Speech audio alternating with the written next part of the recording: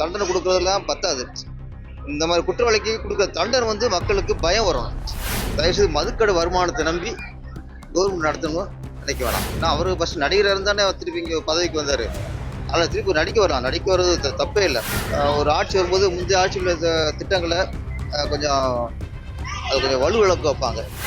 இப்போதான் வந்திருக்கிறாரு. நிறைய நல்ல விஷயங்கள் பிகினிங்காக எல்லாம் தெரியுது. இப்போ அமைச்சர்கள் எல்லாம் கூடியிருக்கு.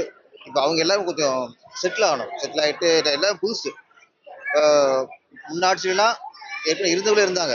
அதனால் ஒரு ஆட்சி வரும்போது ஈஸியாக அவங்க ஒரு சட்டத்தை அமல்படுத்த ஈஸியாக இருந்துச்சு. இப்போ எல்லாரும் புதுசு. எல்லாமே புதியவர்கள். பெண்கள் அதிகமாக இருக்காங்க.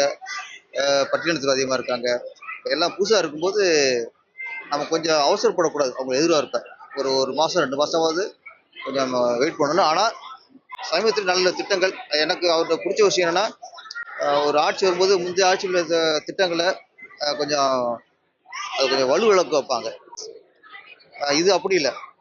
முந்தைய ஆட்சியில் அதுக்கு முந்தின ஆட்சியில் என்னென்ன நல்ல திட்டங்கள் இருந்தோ அதை அவர் புதுப்பிக்கிறார். அது வந்து அப்போ வந்து ஒரு காழ்ப்புணர்ச்சி இல்லாமல், யூஸ்வலான ஒரு அரசியல் இல்லாமல், மக்களுக்கு எது தேவையோ ஒன்று ஆட்சி இருந்தாலும் சரி, அதில் மக்கள் ஒரு விஷயத்தை நல்ல பலன் அடைஞ்சிருந்தாங்கன்னா அதை வந்து அவர் கரெக்டாக ஃபாலோ பண்ணுங்கிறது ஃபஸ்ட்டு. இந்த யூஸ்வலான அரசியல் இல்லாமல் புதுசாக ஒரு மாற்றம் இருக்குது. அதுவும் வரவேற்கலாம். அப்புறம் இது மதுக்கடைகள். மதுக்கடையில் தான் நிறைய பெண்களுக்கு வந்து எல்லாம் மக்கள் எதிர்பார்த்த விஷயம். ஏன்னா நிறைய இன்னைக்கு குடிப்பழக்கம் அதிகமாக போச்சு. தெரு மதுக்கடைகள். அப்போ என்னன்னா, எங்கே வேணாலும் ஒரு மதுக்கடை திறந்துருக்கும் போது குடிக்காதவனுக்கும் அந்த பழக்கம் ஏற்படுறதுக்கு ஈஸியாக இருக்குது. ஒரு விஷயம் ஈஸியாக கிடைச்சுன்னா அந்த இதுக்கு அதில் மக்கள் பழக்கத்துக்கு கொண்டாயிருவாங்க.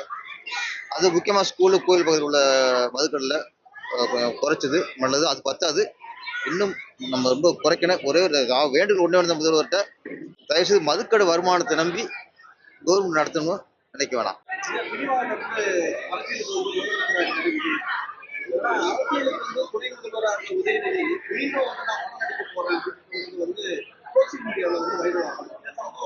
இல்லை, அவர் நடிக்க வரலாம். ஏன்னா அவரு ஃபர்ஸ்ட் நடிகராக இருந்தானே திருப்பி இங்கே பதவிக்கு வந்தார். அதில் திருப்பி நடிக்க வரலாம். நடிக்க வர்றது தப்பே இல்லை. அப்போ ஆளுங்கட்சியாக இருக்கும்போது நிறைய அவருக்கு பணிகள் இருந்திருக்கும். நிறைய மக்கள் பணி இருந்திருக்கும். நிறைய அரசியல் பணிகள் இருந்திருக்கும். அதன் காரணமாக நடிக்காமல் இருந்திருக்கலாம்.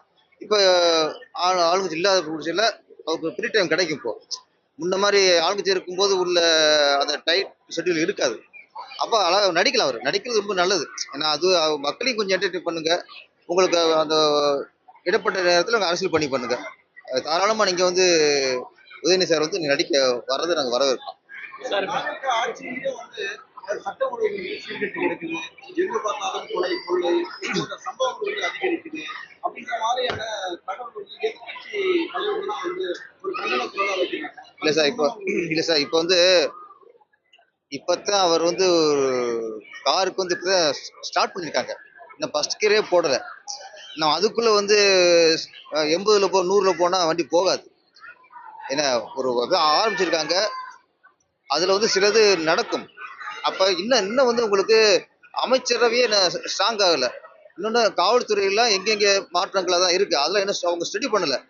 ஒரு ஸ்டடி பண்ணதுக்கப்புறம் கண்டிப்பாக கண்ட்ரோல் கொண்டு வர நம்பிக்கை இருக்குது. இப்போ இந்த ஒரு சிறுமி கொலை உடனே அதை குற்றவாளியை கண்டுபிடிச்சிட்டாங்க. அதுக்கான நடவடிக்கை எடுத்துட்டாங்க. இது ஒன்றே ஒன்று அப்படின்னா, இந்த ஒரு குற்றவாளி பிடிக்கிறது, அவருக்கு தண்டனை கொடுக்கறதெல்லாம் பத்தாது. இந்த மாதிரி குற்றவாளிக்கு கொடுக்குற தண்டனை வந்து மக்களுக்கு பயம் வரணும். அந்த எண்ணம் உள்ள ஒவ்வொருத்தனுக்கும் பயம் வரணும். நம்ம வேண்டிக்கிறது யூஸ்வலாக ஒருத்தனை பாலியல் பலாத்காரத்தில் பிடிக்கிறவங்க மாதிரி இதையும் ஒரு செய்தியாக சொல்லாதீங்க.